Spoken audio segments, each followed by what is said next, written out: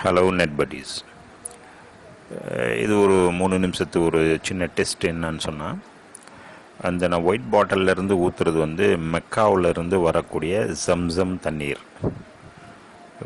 எல்லோரும் பொதுவாக கேள்விப்பட்டிருப்பீங்க. ஜம்சம் வாட்டர் ஒரு மெடிக்கேட்டட் வாட்டர்னு சொல்லுவாங்க. சில விஷயங்கள் அதில் நல்ல விஷயங்கள் இருக்குதுன்னு சொல்லுவாங்க.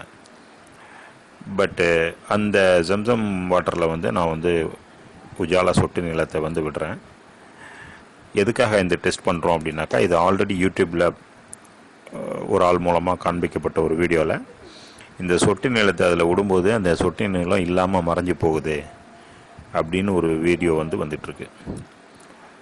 எக்காரணத்தை கொண்டு இல்லாத ஒரு விஷயத்தை நம்ப வைக்கிறதோ இல்லாத ஒரு விஷயத்தை நம்புகிறதோ அது நம்ம அனுமதிக்க முடியாது. அதனால் அந்த ஜம்சம் வாட்டரில் உஜாலா சொட்டு நிலத்தை விட்டு ட்ரை பண்ணி பார்த்த வகையில் எந்த கலர் சேஞ்சும் அதில் நடக்கவில்லை.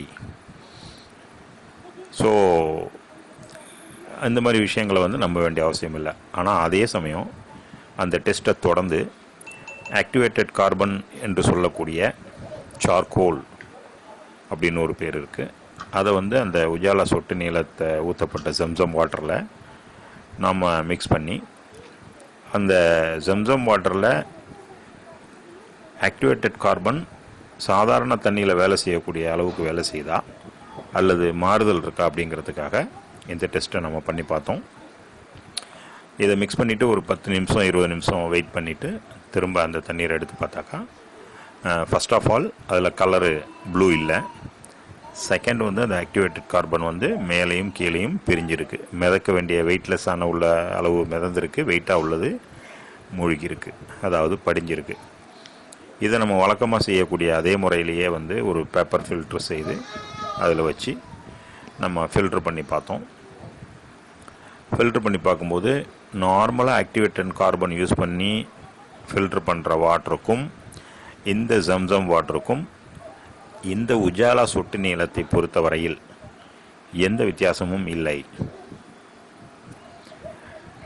ஏற்கனவே நமது சில வீடியோக்கள் இருக்குது. அதில் ஆக்டிவேட்டட் கார்பன் யூஸ் பண்ணப்பட்ட உஜாலா சொட்டு நீளம் கலக்கப்பட்ட வாட்டரை இதேமாதிரி ஃபில்ட்ரு பண்ணி காட்டியிருப்போம்.